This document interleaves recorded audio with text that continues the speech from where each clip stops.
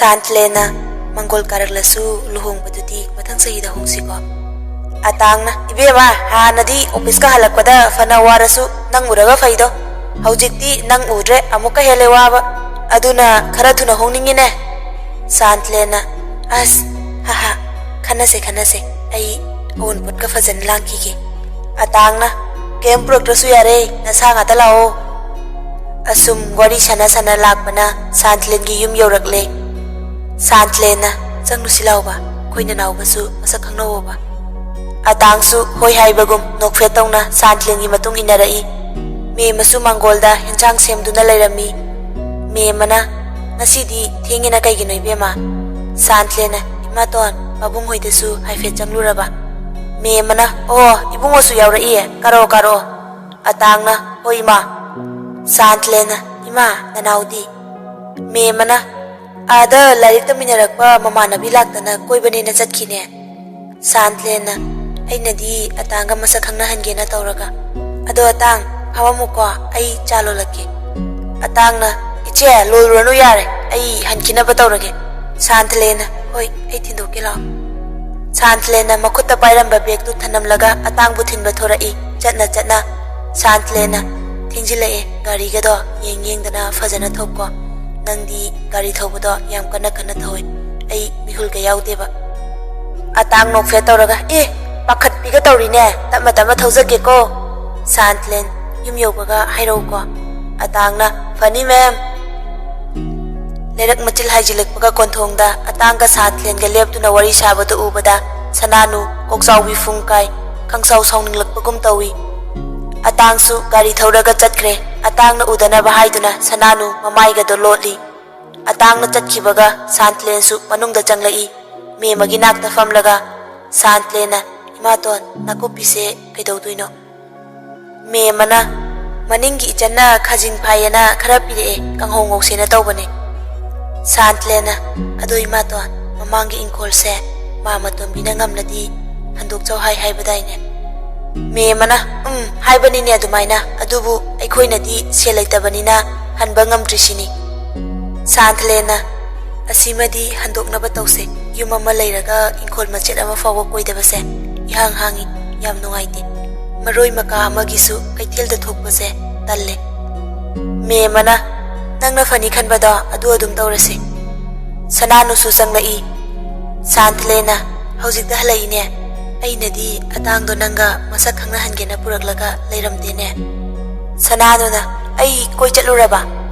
Asi Hiram Laga Sananu Mamit Karab Macheda Yinglam Laga Chanki Tamoi Anigi Nushina Zaba Tamoi Anigi Awabase Nasidi Isormana Ubiraba Maledo Mangon Kahanba Pamlabasu Atang Nawa Famse Mama Pada Garam Nahudo Kani Kanbada Awaba Oiribani Numitugi Numidangi Matamni Atang Namakada Tibiyeng Tunalay Rita Amadi Loyana Saksang the Chak Thongli Ritana Moy Babo Nasidi Wam Tahudokidana Loyana Kari Wano Ne Ritana Wafam Se Kuidabani Aina Kalakli Base Loyana Adubu Kari Wafam Noba Rita Nakna Loyagi Nakta Sangsili Aduga Konjel Kara Tablapna Ritana Oh Bemase Imo Oirasena Haiba Chalushirana Kaliba Loya su harauna paukum pirai Loyana Mama nangsu adumna khanbrane Aishu khalam libanine adumaina Atangna chakhumda changlakpaga mapa chanaraduna mamaga mapaga sanaramba waridu tarami matha saramba wajaramba pumna makokle Santlenbu yumsigi mau oibase mamaga mapana su pamlambada Atang chakhumda changdaba makai handuna tibikada amuk changlai mathanta nofet kasu tawrakli Lin Amongi Saktam Langlibi Sananuna Fabasatuna Atangi Maramda Machedagi Kangdokli Poglakpadagi Mingonda Wakal Patana Kanbangam Dabi Afavata Kanbi Santleni Manaunupi Sananuna Fizangi Marumda Lauriba Aron Basaktam Amabu Kangdri Hek Pukminaba Manaunupini Makoi Ani Wata Tokta Sintaunadana Kanaga Wata Naruni Adumagna Santlena Jingnaba Laitana Asengba Wari Pumbali Ribani Sananuna Adoiche Noi Anidi Luhongbagi Waridi Hainadribo Santlena Manadi Mangol Karaklagi Haye Ainadi Chahi Amamukti Laininge Ada Moi Maga Pabunganadi ꯃꯥꯡꯒꯣꯜ ꯀꯥꯕꯒꯤ ꯋꯥꯐꯝ ꯍꯥꯏꯐꯦꯠ ꯍꯥꯏꯅꯩ ꯍꯥꯏꯌꯦ꯫ ꯁꯅꯥꯅꯨ ꯃꯃꯤꯠ ꯂꯥꯎꯊꯣꯛꯂꯒ ꯃꯆꯦꯗ ꯌꯦꯡꯉꯤ꯫ ꯀꯔꯤ ꯇꯧꯒꯅꯤ ꯉꯥꯛꯇꯪ ꯈꯟꯐꯝ ꯈꯪꯗꯦ꯫ ꯊꯃꯣꯏꯁꯤꯗꯗꯤ ꯆꯞ ꯌꯨꯡꯅ ꯈꯜꯂꯤ ꯀꯔꯤ ꯇꯧꯒꯗꯒꯦ꯫ ꯑꯇꯥꯡ ꯃꯥꯒꯤ ꯑꯣꯏꯗꯕ ꯌꯥꯗꯦ ꯍꯥꯏꯗꯨꯅ ꯄꯥꯝꯖꯕ ꯃꯥꯕꯨ ꯐꯪꯅꯕ ꯍꯣꯠꯅꯕꯗ ꯄꯤꯛꯈ꯭ꯔꯕ ꯁꯅꯥꯅꯨꯒꯤ ꯀꯣꯛ ꯃꯆꯥꯗꯨꯗ ꯐꯠꯇꯕ ꯂꯥꯂꯣꯡ ꯀꯌꯥ ꯁꯤꯟꯕ ꯍꯧꯔꯛꯂꯤ꯫ ꯅꯣꯡꯃ ꯅꯤꯅꯤꯒꯤ ꯃꯇꯨꯡ ꯁꯅꯥꯅꯨꯒꯤ ꯑꯦꯛꯖꯥꯝꯁꯨ ꯍꯥꯏꯗꯣꯛꯂꯝꯃꯤ꯫ ꯍꯟꯗꯛꯇꯤ ꯎꯆꯤꯟ ꯅꯥꯆꯤꯟ ꯁꯅꯥꯅꯨ ꯄꯥꯁ ꯇꯧꯔꯦ꯫ ꯗꯣꯛꯇꯔ ꯍꯥꯏꯕ ꯃꯤꯡꯊꯣꯜ ꯐꯪꯒꯗꯧꯔꯦ꯫ ꯌꯨꯝꯗ ꯄꯩꯁꯥ ꯄꯥꯟꯕꯤ ꯁꯥꯟꯊꯂꯦꯟ ꯂꯩꯔꯕꯅꯤꯅ ꯁꯅꯥꯅꯨꯁꯨ ꯁꯦꯜ ꯁꯤꯖꯤꯟꯅꯕꯗ ꯍꯥꯂꯦꯡꯗ꯭ꯔꯦ꯫ ꯑꯦꯛꯖꯥꯝ ꯄꯥꯁ ꯇꯧꯕꯒꯤ ꯁꯅꯥꯅꯨꯅ ꯄꯥꯔꯇꯤ ꯑꯃꯈꯛ ꯁꯤꯟꯅꯕ ꯄ꯭ꯂꯥꯟ ꯇꯧꯔꯛꯏ꯫ ꯅꯨꯃꯤꯠꯇꯨ ꯅꯨꯃꯤꯗꯥꯡꯒꯤ ꯃꯇꯝꯅꯤ꯫ ꯃꯍꯧꯁꯥꯒꯨꯝ ꯉꯁꯤꯁꯨ ꯃꯆꯤꯟ ꯃꯅꯥꯎ ꯐꯃꯨꯡ ꯑꯃꯠꯇꯗ ꯍꯤꯞꯃꯤꯟꯅꯩ꯫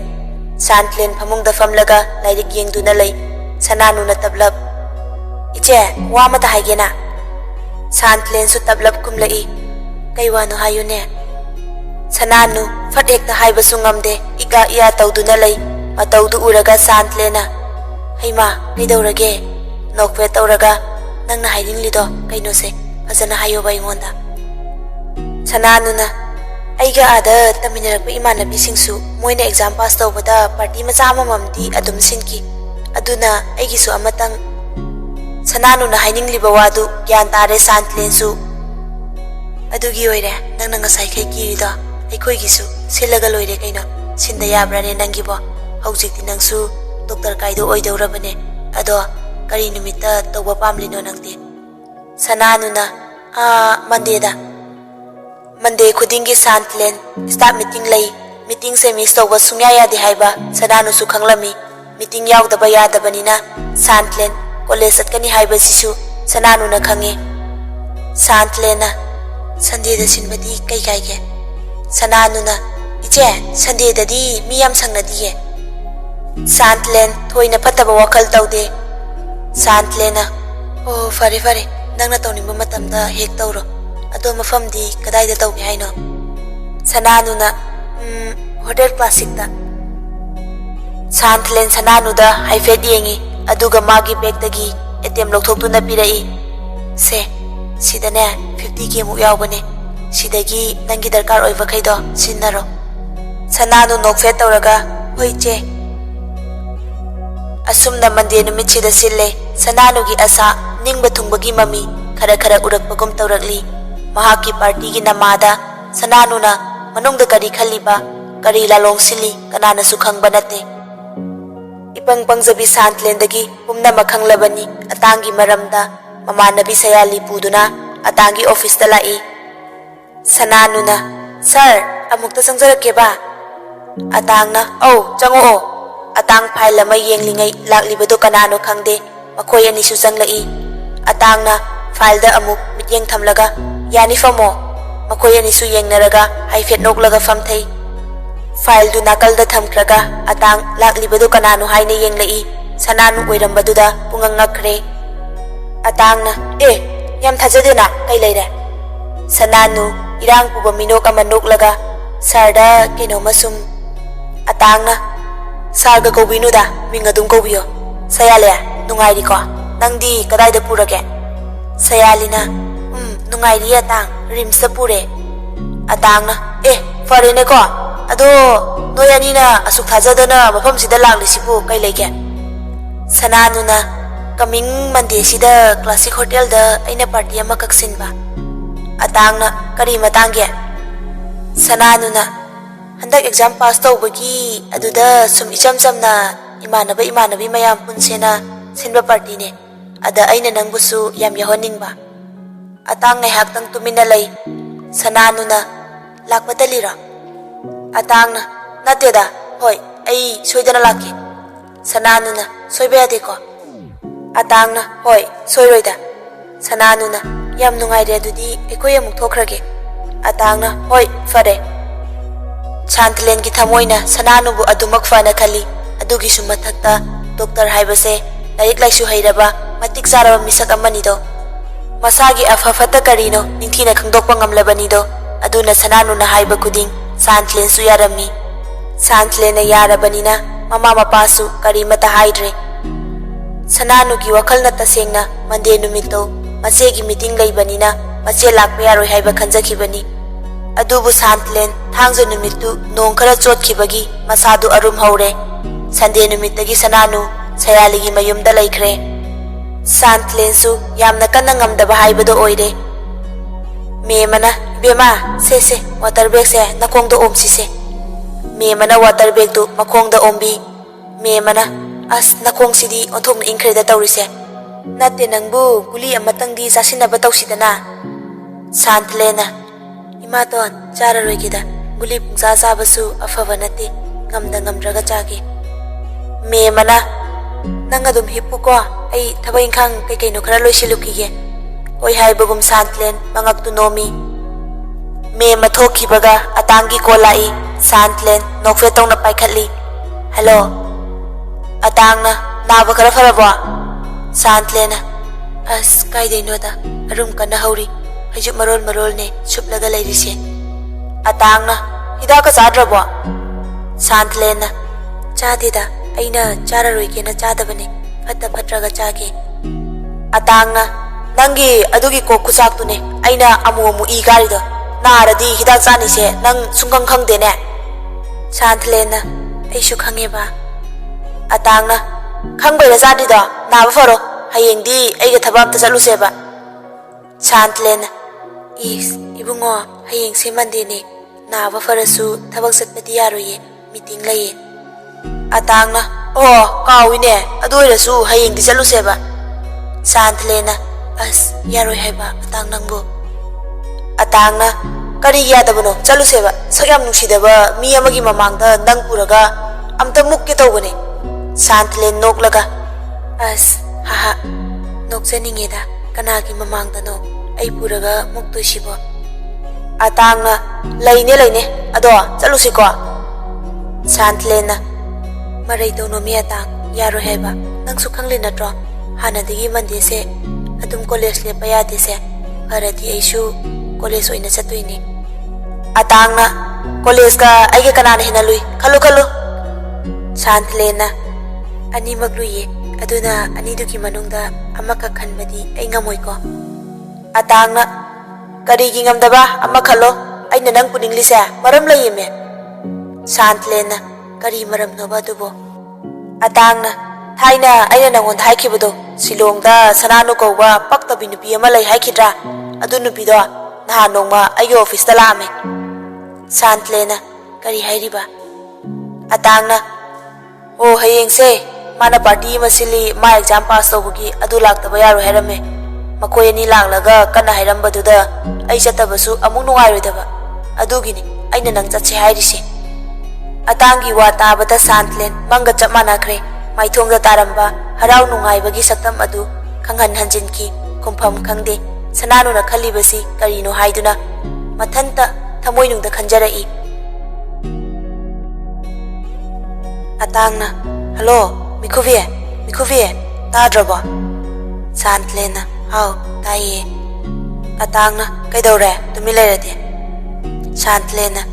"ꯀꯩꯁꯨ ꯇꯧꯗꯤꯌꯦ, ꯍꯌꯦꯡꯗꯣ ꯅꯪ ꯑꯗꯨꯝ ꯐꯖꯅ ꯆꯠꯂꯣꯕ, ꯃꯊꯪꯗ ꯑꯣꯏꯅ ꯐꯖꯅ ꯏꯕꯥꯅꯤ ꯆꯠꯂꯁꯦꯕ"꯫ ꯑꯇꯥꯡꯅ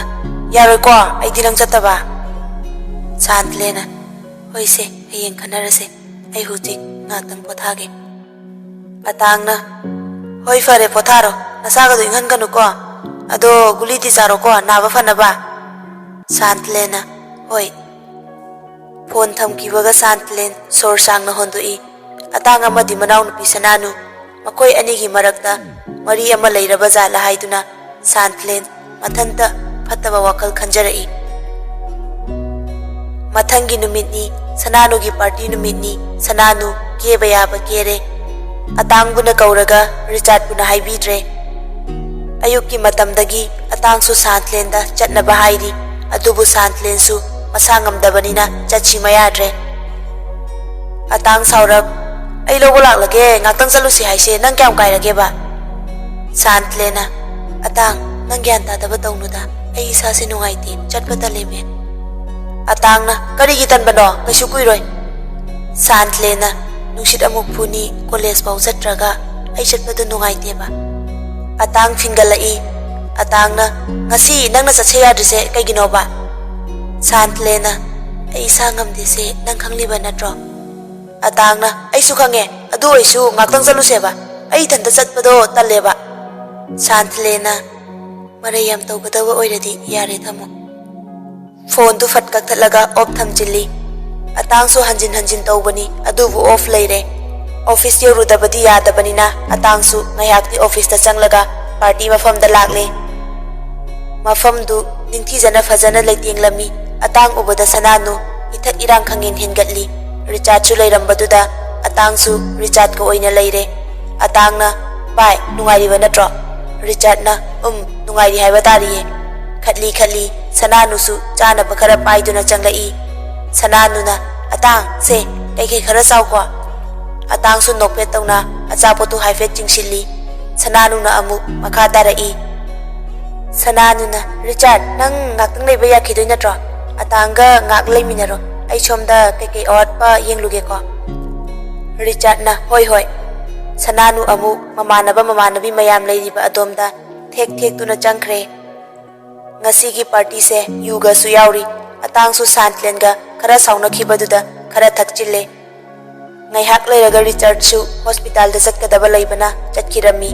atang mathanta leibaduda sananu amuk changlai sananu na as aidi nang la roidra haina khalure aduga lakti la ine atangna hoi sananu na ado nangdi khara tapna haluko atangna hoi mong yenge party loiduna mayamsu mathang hana khiramle atangsu hanna bahaiduna tawre atangna sanano thengkhrani aisu hankinaba tawrage sananu na as ngaktang famkhoda aroga sayaliga su wari watai ngaktang sananingi haye ngaktang famko aiga kaino machamina kisi atangna wari budi sase kemta chara roige Masaidagi kay kaino mayam chasin mandana puk thaleda aroga sayaliga su thoklai makhutta juice su pairakli sayalina atang sing saidagi mayam langningai wariga menman tana sanaba fangde se simatangdi thangmina khisi atang nokfe tawraga juice tu lawi nupi ahum du mamitu kirup tawna yengnai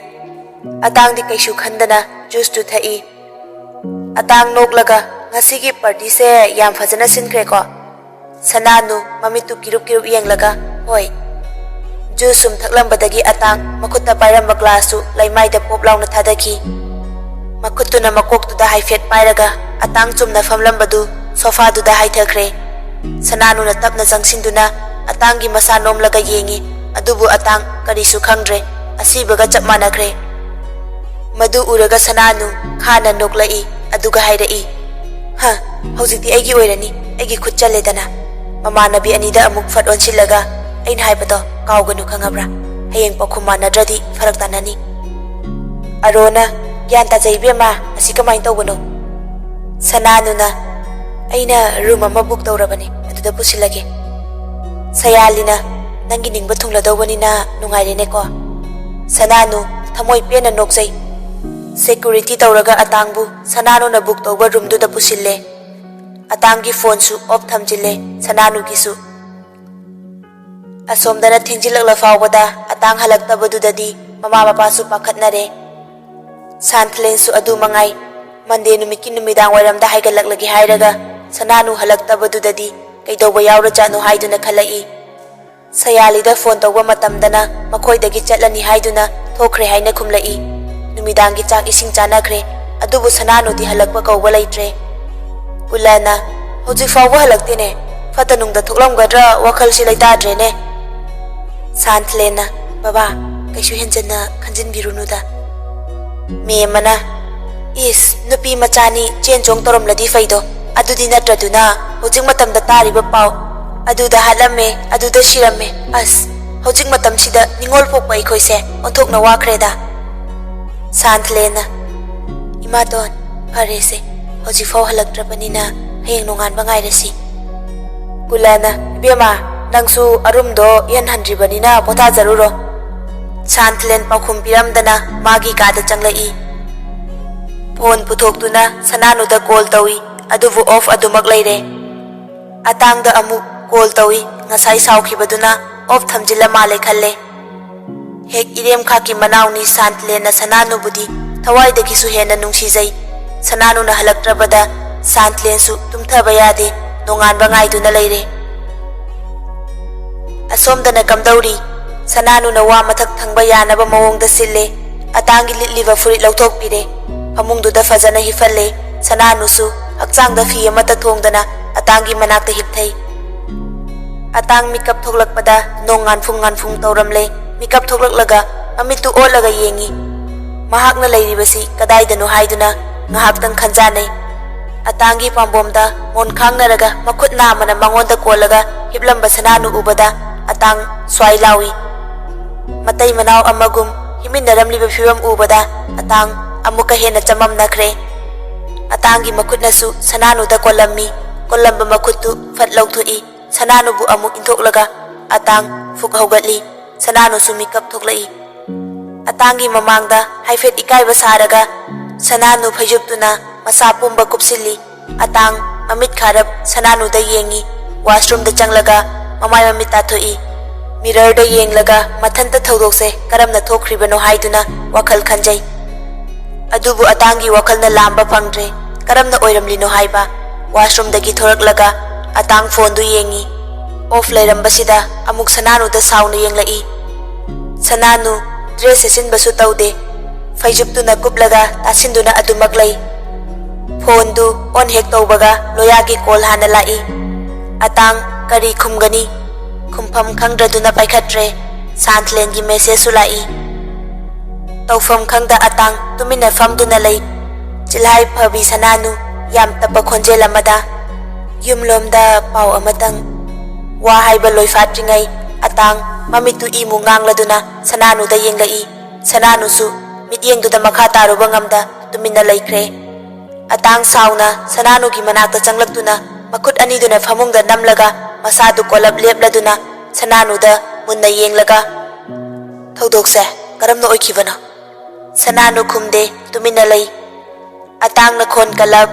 aina hanglise khumo nang nupi oiraga nasagi ijat machet ama fawo yengda khai nasagi apamada khongthang libanine aina kayaraga na haikiba natra aigi nuksina jabalai aigi punsidi ma khaktagini haiduna masai khangna nangna tawraklibase kaina phuk haugatki atang yam thauna fana Sananu na khumlai aibu nupini ibung nupa kana laiti khana nangna usitaba natra ngammi matagum nangna nisasa sin thaksilaga nupi oibigi ijat manghanbiba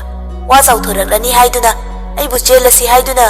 mafam sida ahing yarek minaraba aduga hujikna aibu aranba tahanba ijat yawdabi laifadibi oina ubiba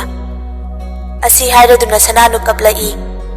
Sananu gi wa tabada atang tasengna ngakpa pokle amuksu khalli mathong huktraba papki masak oiraba thabaktu mahakna tawkhibra haiduna mathanta khanjanai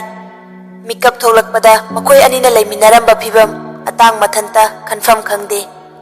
atang sauna Sananu da yengi machin baldu haifet chingkhatuna noklaga fai ngasigidi nangna ngamlo nangna nupi oirubana nangna ngambane nangna fana aibu kudum chalabasu aise nangi oigani nangbu aina luhongduna lawgani haibadi nang asa khak tawgana aduga masi maju ningsingo nupi oibina khoina nupa aikhoida namthak tawbagi mahai nupi oibina khoigi punsina hek awawa tai haibase kaudha fai